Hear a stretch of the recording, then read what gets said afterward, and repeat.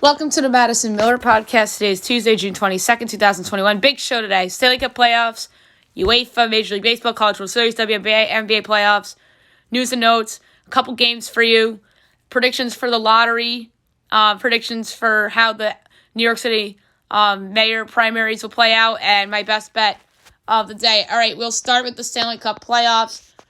The only playoffs in action yesterday, believe it or not. And the Lightning really laid the smackdown last night by a score of 8-0. They have a 3-2 series lead. The number 3 star of the game with 21 saves on 21 shots. Andrei Vasilevsky, number 2 star of the game with 2 goals and an assist. Alex Killorn, number 1 star of the game with 2 goals and an assist. Steven Stamkos. But yeah, they really put on a show tonight, and they look like the best team. They probably might repeat as Stanley Cup champions. And then tonight, 9 o'clock NBCSN, Canadiens, Golden Knights, Game 5. It's a big one from Vegas, as the Golden Knights are rightfully huge favorites at home. Trying to get FanDuel up here. If that's taking a while to load, then I'll just do everything on DraftKings. FanDuel's up. All right. Vegas is minus 230. Montreal's plus 190. Over under 5.5. Overs plus 124. Unders minus 152. Montreal plus 1.5 is minus 152. Vegas minus 1.5 is plus 126. This is a tough one. There hasn't been a high scoring game all series, which I don't see coming. But I do like Vegas tonight, and the regulation line's minus 140, which is a little high. So I'm going to go Vegas minus 1.5 at plus 126 so they can win by multiple goals. And I think they'll take a 3-2 series lead in this best of 7 series. All right, we'll do UEFA next. I'm going to do it in a different order today because of who played and who didn't play yesterday. So I'm going to do UEFA results from yesterday and look ahead to today's 2 games. Austria over Ukraine, 1-0. As Austria reaches the knockout round to finish in second place in Group C. And the goal was scored in the 21st minute by Christoph Baumgartner.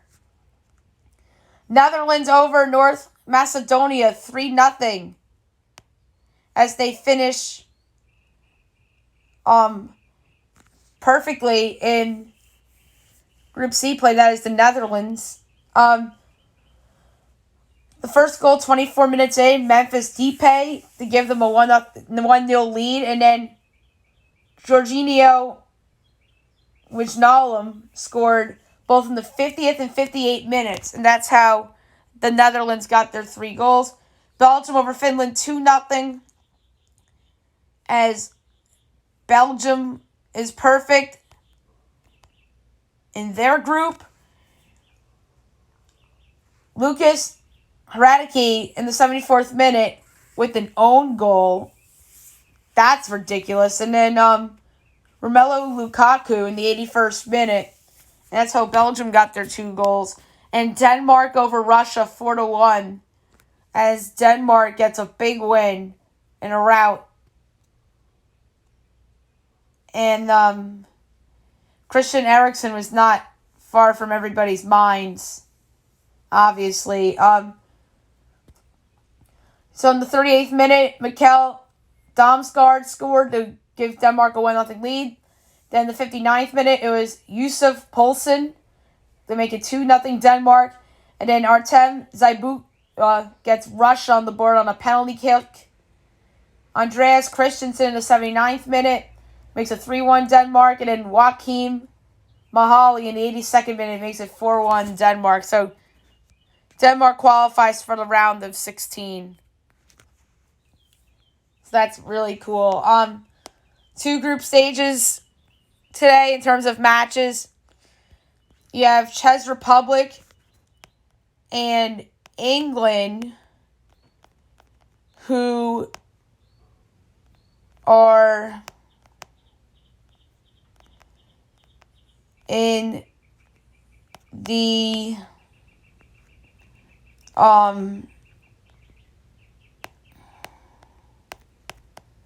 what group is that?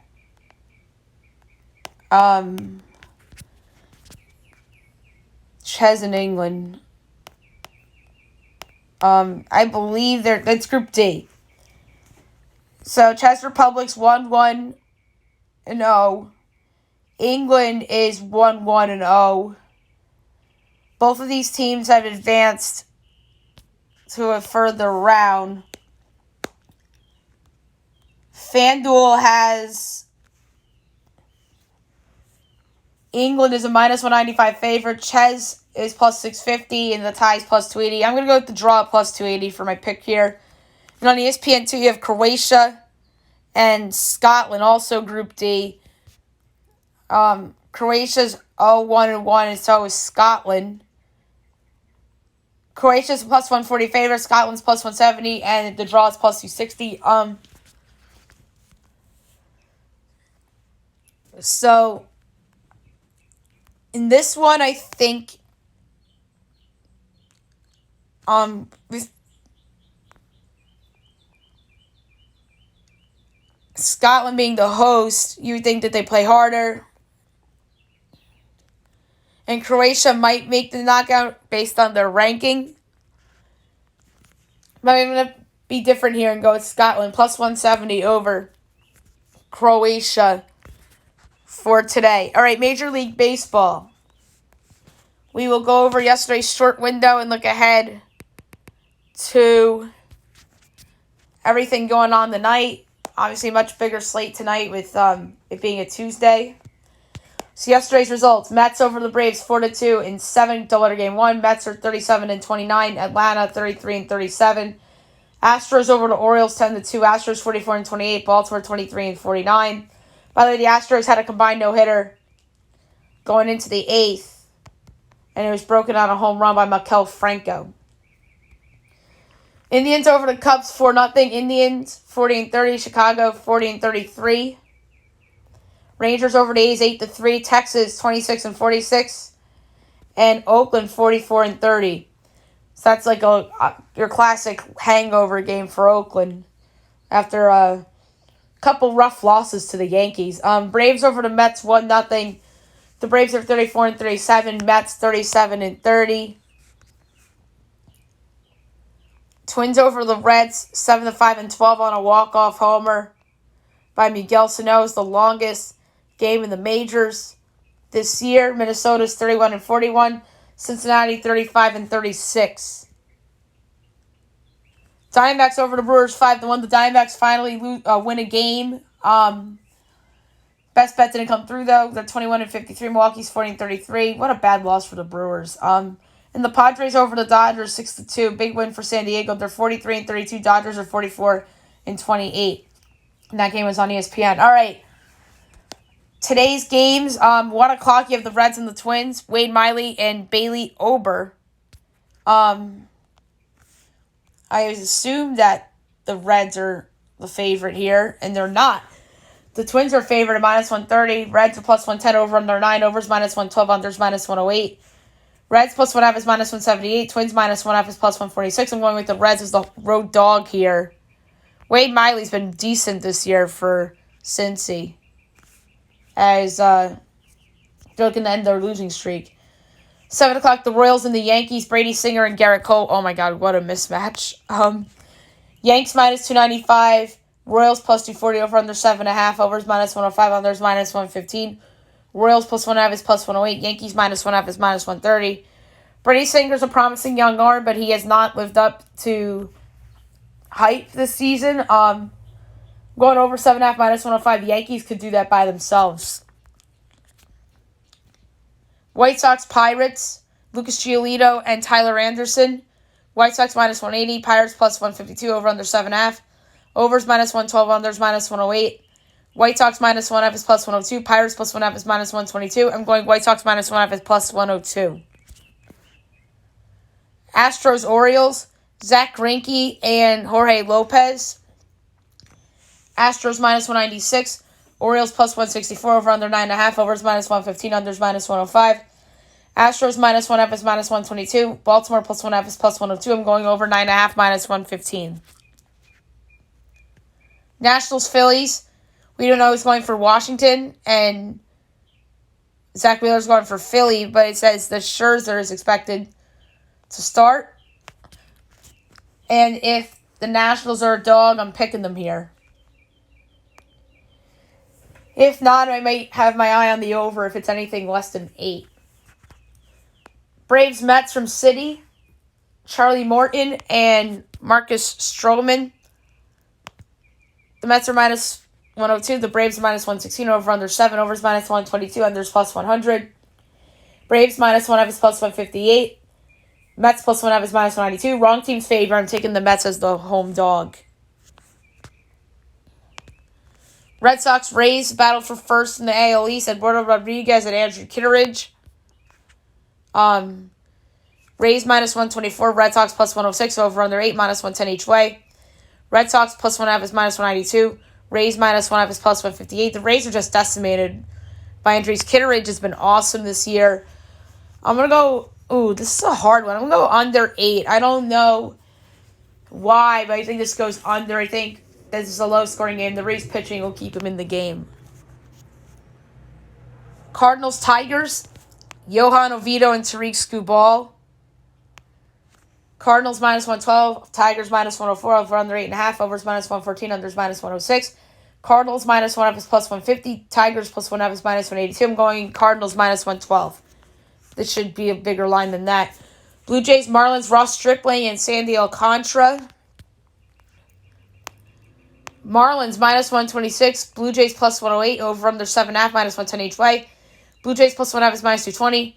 Marlins minus 1F is plus 180. I'm going to go with over 7.5 and minus 110. I think that is a low number. 8 o'clock, Indians, Cubs. Eli Morgan and Kyle Hendricks. The Cubs are minus 200. Indians plus 168. Over under 9, minus 110 each way. Indians plus 1F is minus 126. Cubs minus 1F is plus 105. I'm going to go over 9. A's, Rangers. Cole Irvin and Taylor Hearn. A's minus 154. Rangers plus 130. Over under 9. Overs minus 114. Unders minus 106. Oakland minus 1F is plus 114.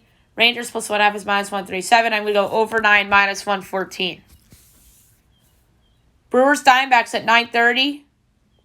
Freddie Peralta and Zach Gallen. Brewers minus 142. Diamondbacks plus 120. Over under 8. Overs minus 108. Unders minus 112. Brewers minus 1F is plus 122. Diamondbacks plus 1F is minus 146. I'm going to go... I can't believe I'm doing this, but I'm going with the D-backs when they're second straight after snapping the losing streak last night. Giants, Angels. Anthony DeSclafani and Andrew Heaney. Angels minus 126. Giants plus 108. Over under 8.5. Overs minus 116. Unders minus 105. Angels plus 1.5. Or Giants plus 1.5 is minus 188. Angels minus 1.5 is plus 155. Wrong team's favor. I'm taking the Giants plus 108. Dodgers, Padres, 10 o'clock. Clayton Kershaw and Blake Snell. No lines up yet. But if the total is anything less than 8, I'll jump on the over. And the Rockies and the Mariners, Kyle Freeland and Chris Flexen. Mariners are minus 168. Rockies are plus 142. Over under 8.5, minus 110 each way. Rockies plus 1.5 is minus 137. Mariners minus 1.5 is plus 114. I'm going over 8.5, minus 110. I think that's ridiculous. All right, College World Series. We will go over the results from yesterday, and we will look ahead to the matches for today. Stanford over Arizona, 14-5. So Stanford bounces back, and Arizona gets eliminated. So Stanford stays alive here. Then NC State over Vanderbilt, 1-0. So Vanderbilt moves to the elimination round. Jack Leiter, complete game, gave up a home run in this game. to Tyrese Tatum. So Jack Leiter at the complete game, and then they still lose. So that really stinks. 2 o'clock elimination game on ESPNU between Tennessee and Texas. Both these teams are very good. Oh, everyone that's in this tournament is very good.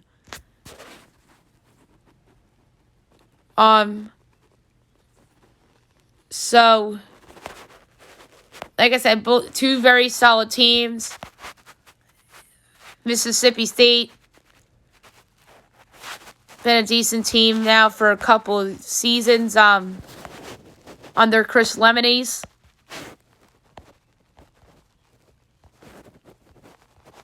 And then on the opposite end, you got Texas under David Pierce in the Big 12. So, you have a talented pitcher in Ty Madden on Texas' side. I think you'll see Madden. You have some good players on Tennessee. Drew Gilbert on Tennessee's side, and then offensively on the other side, you have Cam Williams doing a lot for Texas. So, should be a lot of fun on the ESPNU today, the elimination game. I think with the potential of Madden pitching for Texas, I think that they will survive here. And then they'll play the loser of Virginia, Mississippi State, which is the later game tonight on ESPN2.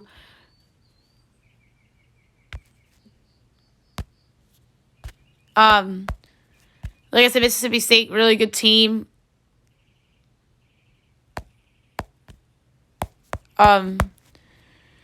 They have very talented players, Josh Hatcher, Rowdy Jordan, Tanner Allen. And on Virginia's side, they have a lot of talent as well. Brian O'Connor's a really good coach. He's been there a long time. And it's funny because they didn't do that great in ACC play, but they're all the way here to the College World Series. So they're on a good run. But I think Mississippi State's just a little bit more talented than Virginia, so I think that they will advance here. And then it will be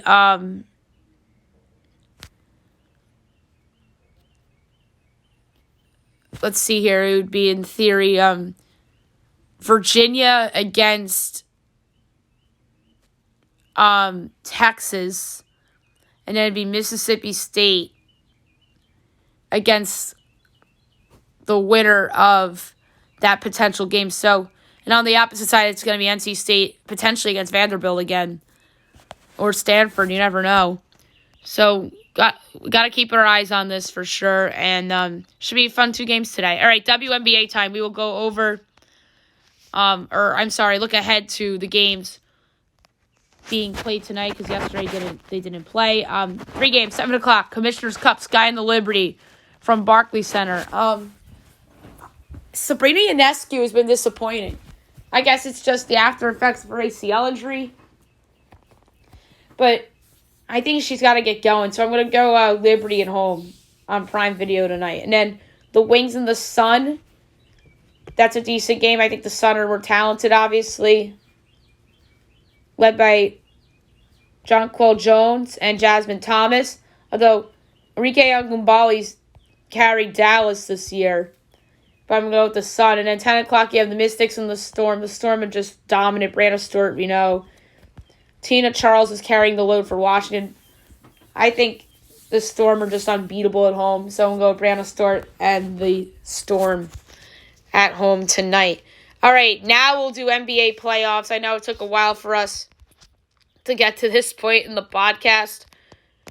But here we are.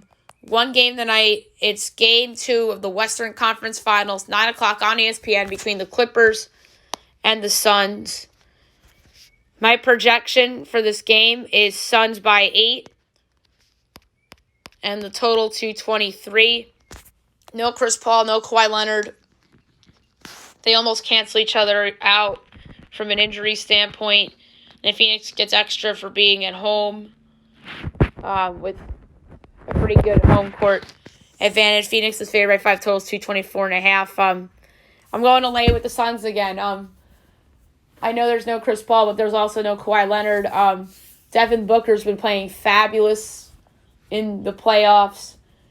DeAndre Ayton's been putting up double-doubles. I think that he could be a problem for the Clippers, who don't really have that quality of a big man. So I'm going to go with the Suns, -5 at home against the Los Angeles Clippers to take a 2-0 series lead. I'm going to do news and notes now because there's more fun stuff on the back end of the podcast. All right, so news and notes. The biggest thing that came out yesterday was that the Supreme Court rules 9-0 that the NCAA can't not stop student athletes from receiving education-related benefits. So that is huge news, and we're going to see literally how it goes from here. And it was a unanimous call. And this is something that's been talked about for a long time. And now this gives students some freedom here as they enter college years. Tom Brady speaks on HBO Max on The Shop about free agency. He said, "You're sticking around with that mother effer?" So that's kind of funny. That comment came from the GOAT, Tom Brady. Eli Manning rejoins the Giants in a business operations and fan engagement role. And also, the Giants are going to retire Eli's jersey and induct him into the Ring of Honor week 3. So that is pretty neat. Eli Manning deserves number 10 in the Raptors and in the Ring of Honor. Best quarterback in Giants history. I've been saying that on my podcast several times. Yeah, it wasn't a pretty ending to Eli Manning's career, but still the best quarterback in Giants history. And I think it's cool that he's in their front office. And who knows, maybe he's the John Elway of the Giants in a weird way and down the road. Because I don't really recall how John Elway started his Broncos front office career. But he's obviously been heavily involved in that organization. He was their GM before giving up that title recently. And then, so Eli Manning's going to be back involved in the Giants organization in a business operations role. So that is pretty neat to see. Jeff McNeil activated from the injured list for the Mets yesterday, so that is a big return for the Mets. Olympic news. Bam, Harden are the two that are joining the Olympics. Bam Adebayo and James Harden are joining what's becoming a loaded roster with Durant leading the way as well. So 2 of the Nets' big 3 are going to the Olympics. Bam's going, although Butler's not. Some other guys are going that we talked about on the podcast. But 2 people that are not going are Steph Curry and Donovan Mitchell. Mitchell's because of injury, and Steph, I think, just wants to get ready for the season and risk injury. And Simmons is doubtful for the Olympics as he's not likely to represent Australia in the Olympics and will spend the offseason working on skill development. Which is right. Everybody's blaming him for Philadelphia losing in the postseason. And now everybody's throwing him in fake trades. And he might flip his shooting hand as he wants to change his dominant shooting hand from left to right. And it's on the table. So That's coming from Brian Windhorst, so we'll see about that. The Pacers are interviewing head coaching candidates, including Steve Clifford, Brian Shaw, and Terry Stotts. Brian Shaw is not that good of a coach. I'm sorry. I think time has passed for him. Clifford would be a good hire. Orlando got rid of him because they're rebuilding. Charlotte was, I thought at the time, moronic for getting rid of him. And Clifford did a great job with the Magic, getting them the 2 playoffs, and he's just gone because they're rebuilding. And then Terry Stotts, I think, would be a great hire, as he literally made the playoffs 7 or 8 years in a row with the Blazers with Damian Lillard. So that guy's just a winner, and I think he'd be great there. And the finalists for the Blazers job, speaking of Stotts, 2 candidates to potentially replace him are Chauncey Billups and Becky Hammon. I think Billups is going to get this job. I really do. Because I think Hammon is the coach in waiting in San Antonio. And I just think that she wants to be in the running here just so she can have this on her resume for when Greg Popovich retires. I'm convinced that she's the future head coach of the San Antonio Spurs. And that leads me to an activity I'm going to do later on the podcast, which you guys should be interested in. And, but yeah, I think Chauncey's going to get this job. Chauncey Billups. Chris Paul out for Game 2, as we talked about. Some wacky NFL news. Jalen Tymon, the Vikings rookie, shot 4 times while visiting family in Washington, D.C., and he's expected to make a full recovery. Hopefully he gets well soon, because that's awful. Frank Clark arrested in Los Angeles after a submachine gun was allegedly found in his Lamborghini SUV. And Zaven Collins arrested in Arizona for reckless driving charges on Sunday night, according to TMZ. So 2 wild arrests in the NFL, and we're going to see if the league does something about those and their teams. Sean McVay hypes up Matt Stafford and says he's a bad mother effort, and he's even better than advertised, and it's great being around him. So hopefully Matt Stafford fulfills potential in Los Angeles. And the biggest NFL story from yesterday, Carl Nassib comes out as gay as the Raiders defensive end announces on Instagram that he is gay and has partnered with the Trevor Project, making a $100,000 donation, which is really awesome. Mets ace Jacob deGrom not bothered by checks on the first game of getting checked for foreign substances. He says, honestly, I don't mind it. And he did not have any substances, which is good. Javier Baez benched after gaff on the bases as David Ross takes him out for losing track on the outs and running the Cubs out of an inning. That's a ballsy move by David Ross, because David Ross, to me, was just the chill manager, sticks up for his players, doesn't normally bench guys for doing anything. And I've heard a lot of Aaron Boone comparisons for him in terms of managerial stuff, because of their former broadcasting histories, and that they were both players. And Gary Sanchez in Boone's first year didn't run out a ground ball, and he was put on the injured list after that because the Yankees told everybody that was that him failing to run out first base was because he got injured on the play.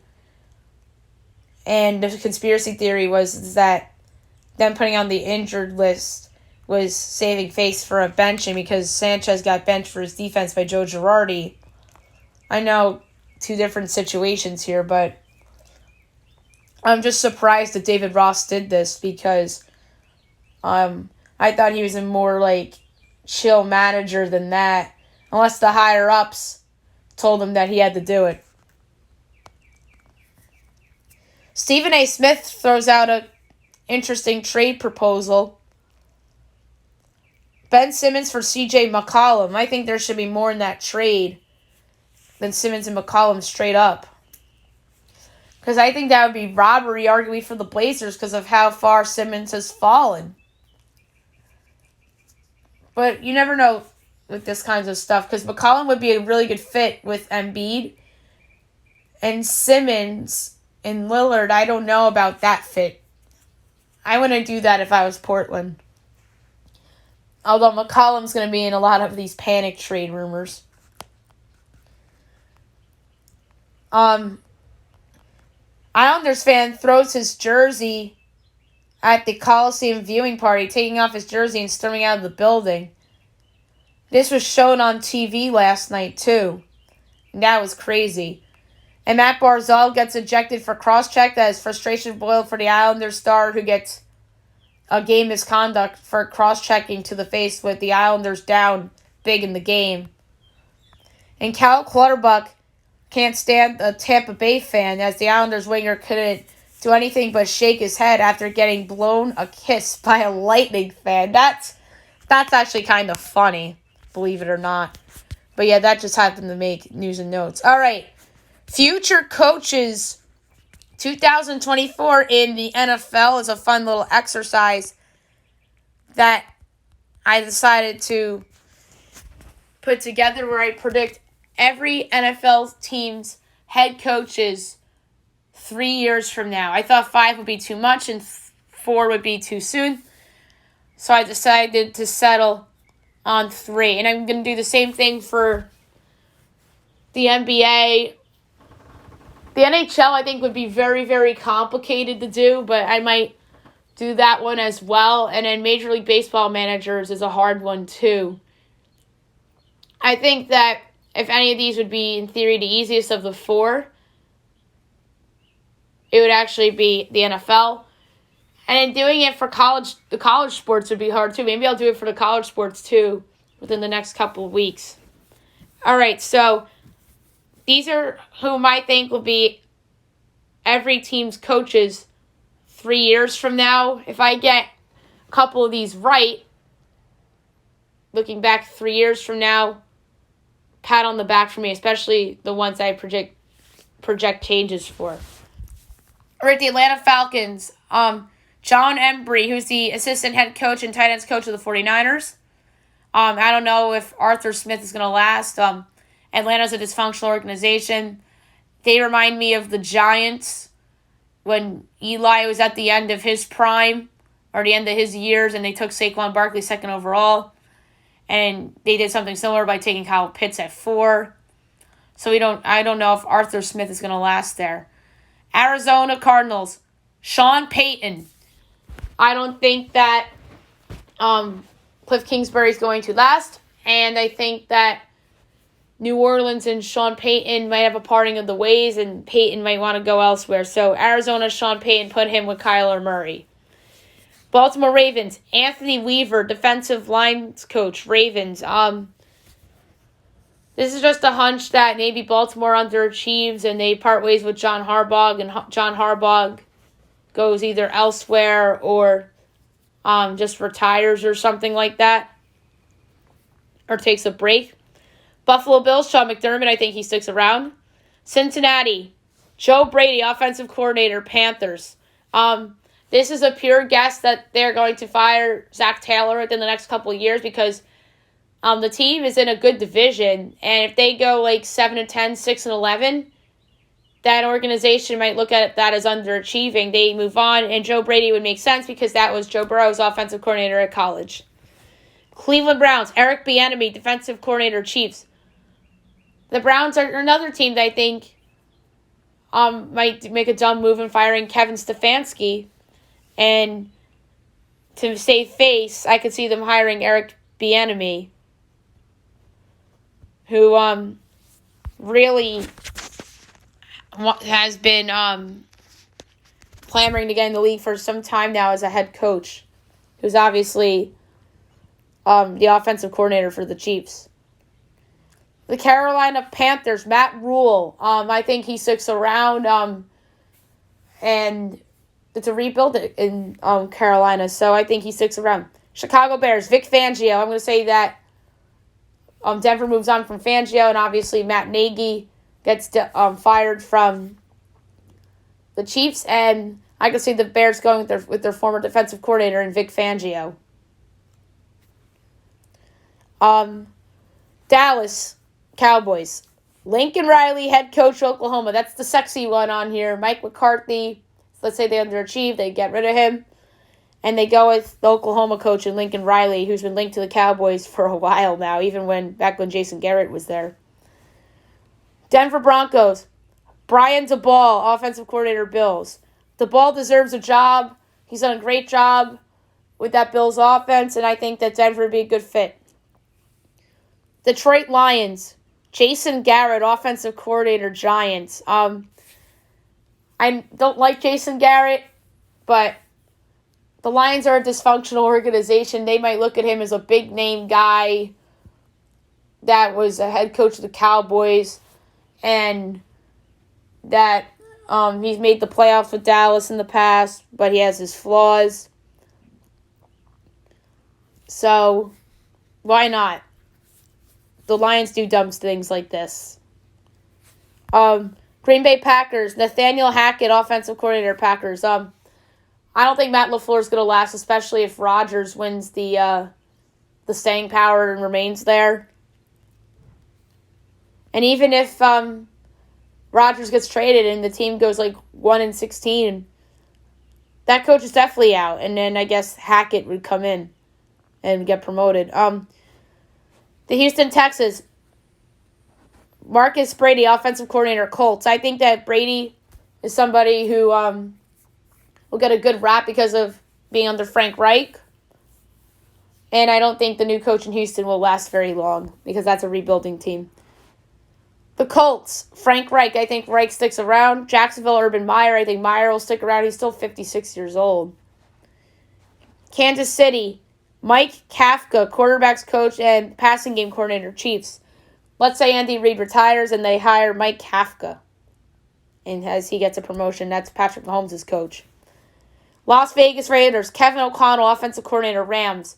So they go with a sexy hire with hiring somebody off of Sean McVay's staff, as I don't think the Gruden experiment will work much longer. Los Angeles Chargers, Joe Lombardi, offensive coordinator, Chargers. This is one based on the idea that the Chargers, being in the same division as the Chiefs, could potentially underachieve a year. And they may not like Brandon Staley. So why not go with an offensive guy for Justin Herbert as his coordinator with Joe Lombardi.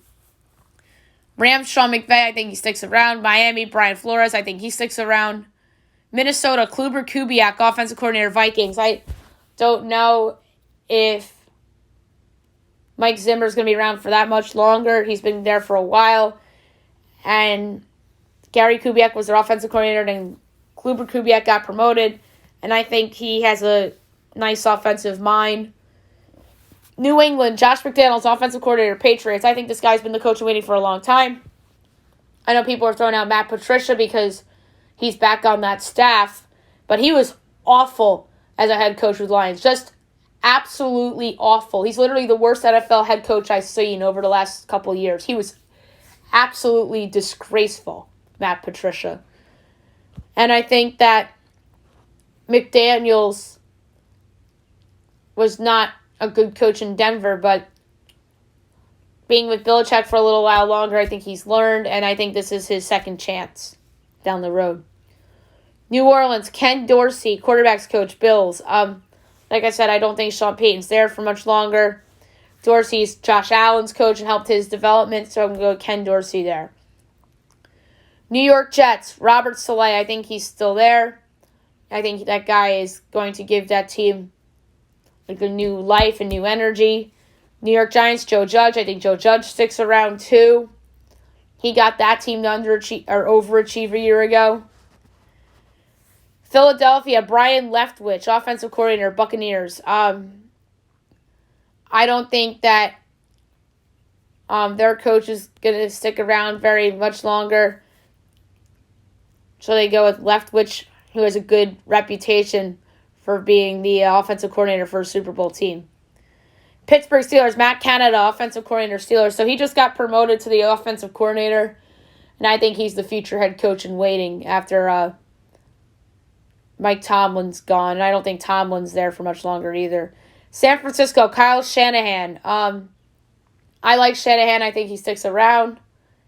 Seattle, Austin Davis, quarterbacks coach, Seahawks.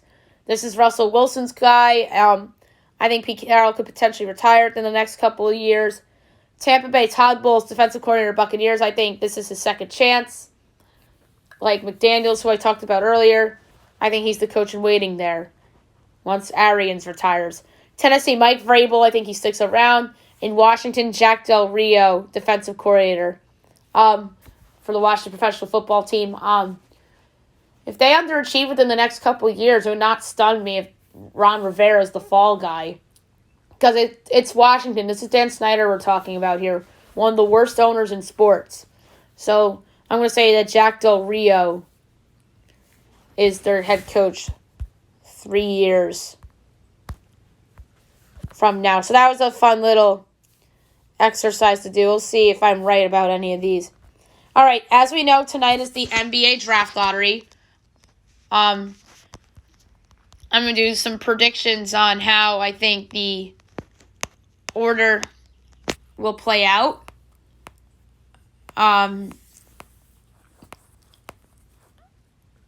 So here's the projected order. 1, Houston. 2, Detroit. 3, Orlando. 4, Oklahoma City. 5, Cleveland. 6, Golden State from Minnesota. 7, Toronto. 8, Orlando from Chicago. 9, Sacramento. 10, New Orleans. 11, Charlotte. 12, San Antonio. 13, Indiana. 14, Golden State. I think that 4 of these teams were in the play-in tournament. They're now in the lottery, which is wild. And in a couple notes, the Houston Rockets enter the lottery at the number 1 spot. They have a 52% chance of remaining in the top 4 and keeping their pick. If the pick falls to 5, the Oklahoma City Thunder can swap Miami's pick 18 for Houston's. The Minnesota Timberwolves enter the lottery at the number 6 spot. They have a 27.6% chance of moving up into the top 3 and keeping their pick. Otherwise, it goes to the Golden State Warriors. That's because of the D'Angelo Russell trade. The Chicago Bulls enter the lottery at the number 9 spot. They have a 20.2% chance of moving up into the top 4 and keeping their pick. Otherwise, it goes to the Orlando Magic. So, obviously the top prospect is Cade Cunningham. A lot of people are very high on him. Gotten some Russell Westbrook comparisons.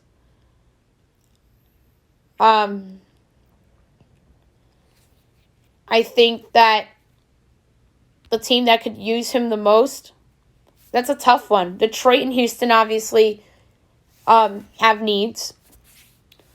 Orlando has Markelle Fultz. Although in theory they could play Cunningham and Fultz together. Oklahoma City has Shai Gilgeous-Alexander. They can play those guys together. Cleveland has their mess of a backcourt. If they get the top pick, I could see them trying to trade back. Golden State, if they get the number 1 pick, it would be their own pick because I laid out the Minnesota scenario of being in the top 3 because their pick is top 3 protected.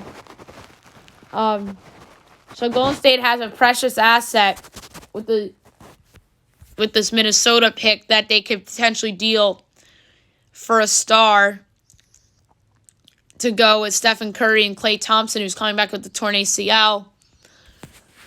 Toronto, they should have a good roster. If the Bulls move up, that would be interesting. Kind of saves space for them a little bit because of that trade for Vucevic. Sacramento already has Halliburton and Fox, so they don't need another guard. I could see them moving back or trading the pick. New Orleans, they're a wacky team. They have Lonzo. They have Bledsoe. Charlotte. But yeah, New Orleans, I could see trading out of that top pick if they get it. Same for Charlotte and San Antonio and Indiana. I am a believer in karma when it comes to the draft lottery. I don't like tanking, as you guys know on this podcast. And I think that karma could also be determined in trades as well. So the team that I think will, quote-unquote, win the top pick, I think it'll be the Rockets. I do. There's always that random team that moves up every year. And I'm going to say that that team will be, for the second consecutive year, the Chicago Bulls. Just a hunch. They had some bad luck at the end of the season with Zach LaVine getting COVID and being out. Billy Donovan's a good coach. But I know the karma could go the other way for the Bulls, too, and be like, oh, they should have traded for Vucevic. But luckily, they put protections on the pick. So I think Houston, Detroit are your top two. I'm going to say Chicago jumps to 3. Orlando 4. I'm going to say the Thunder 5. Cleveland moves down to 6. Golden State goes to 7. Actually, you know what? I think Golden State moves up. I think it's good karma for Golden State. I think they go into the top 4, and so do the Bulls.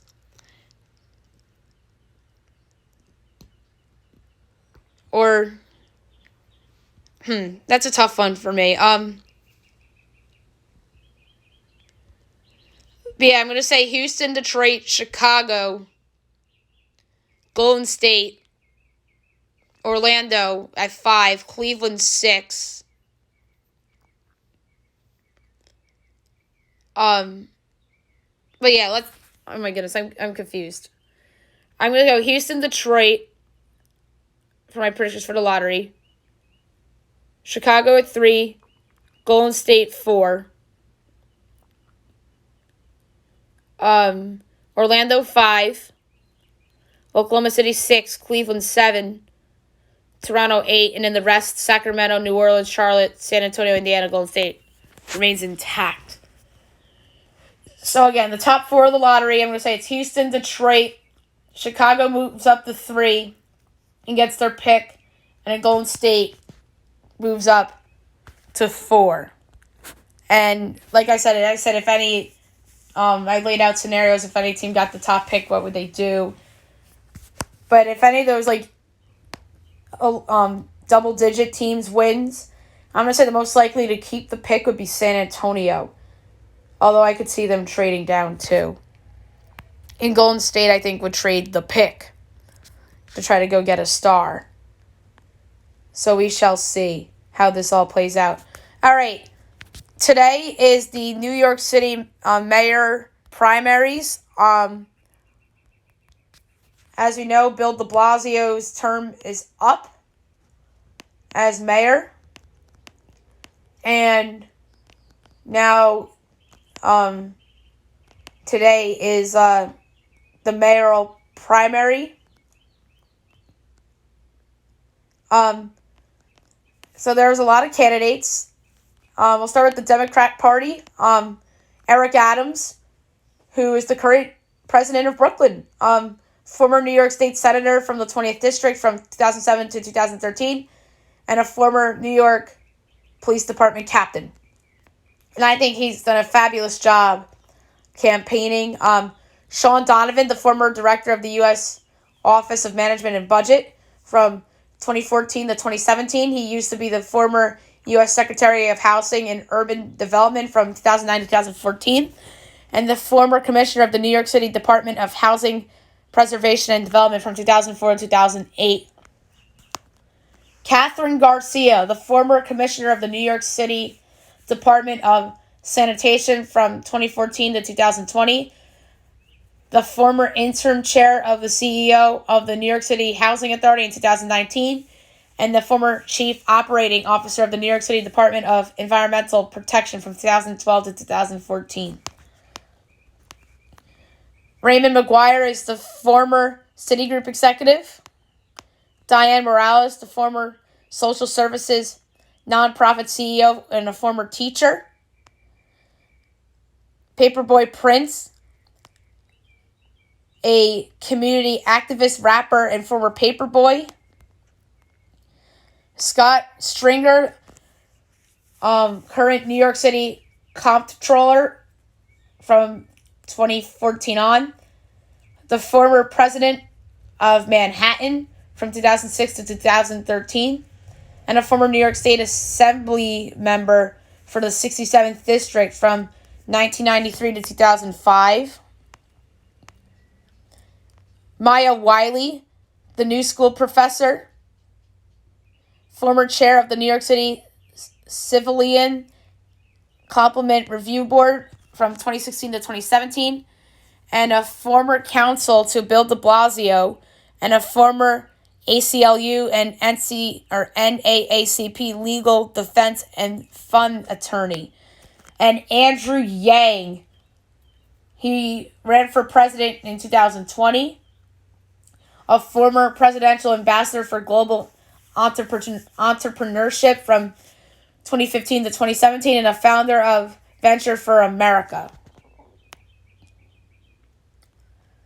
And other candidates qualifying for the ballot, Art Chang, former JP Morgan Chase managing director, founder of NYC Votes. Aaron Foldnar, who's an attorney. Joycelyn Taylor, the CEO of TaylorMade Contracting. Isaac Wright Jr., a lawyer. And then on the other side, for Republican, there's two big candidates on here on that side of the ballot.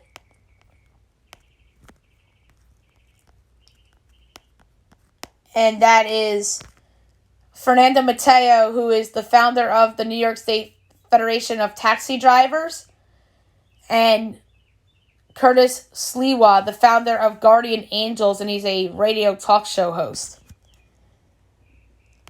I think that Mateo will win the Republican primary, and on the other side, it's a loaded side on the other side from an experience standpoint, but I think Eric Adams has done the best job promoting himself and has a great resume. He is known for being the Brooklyn president at the moment, so I think that Eric Adams will win the Democratic primary. And by the way, there are a lot of people on the Democratic side that declined. Andy Byford, Melinda Katz, Alexandria Ocasio-Cortez, Max Rose, Christine Quinn, Melissa Mark Viverito, Richie Torres, Wamani Williams, and Jeff Zucker. Some big names on the blue side that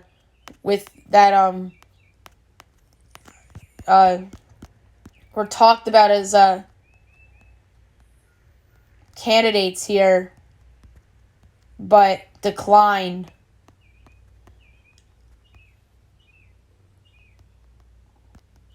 And on the other side that declined, on the red side, Republican, Nicole Jolinas, Andrew Giuliani, who's the son of Rudy Giuliani. That would have been cool to see Andrew Giuliani run.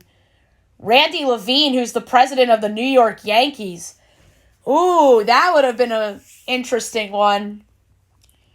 Kelly Kennedy Mack, Sherry Murray, David Samadi, and Eric Ulrich. So there's a lot of interesting candidates that declined on the Republican side. Randy Levine and Andrew Giuliani, I think, would have been two very, very intriguing people that would have been could have potentially been on the ballot.